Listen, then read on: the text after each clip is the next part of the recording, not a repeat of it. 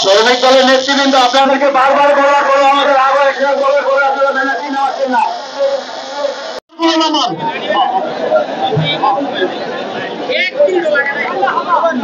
শ্রমিক দল সকল ব্যানার গুলো নামান, মিডিয়ার ভাইদের সামনে কেউ দাঁড়াবেন না।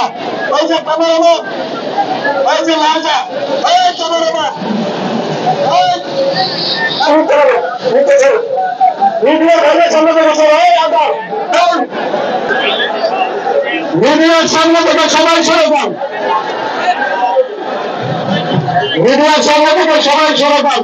এই শ্রমিক দল ব্যানার তুলে নেন, এই তুলে নেন, কোনো স্লোগান হবে না, কোনো স্লোগান হবে না। এই শ্রমিক দল ব্যানার তুলে নেন। নির্ধারিত প্রোগ্রাম ছিল পল্টন কার্যালয় থেকে মালিবাগ মৌচাক হয়ে বাংলা মোটরে আমরা একটি র্যালি করব।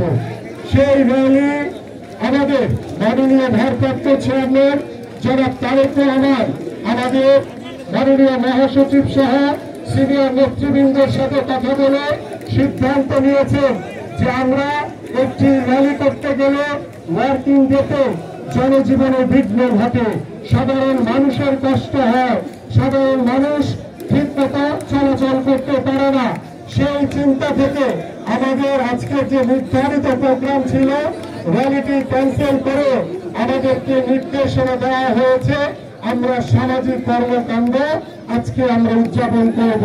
তারই ধারাবাহিকতায় আজকে ইতিমধ্যে আমরা যেখানে আজকে দাঁড়িয়ে কর্মসূচিটি পালন করছি আমাদের সামনে একটি আবর্জনা যুক্ত একটি পুকুর রয়েছে, একটি খাল রয়েছে।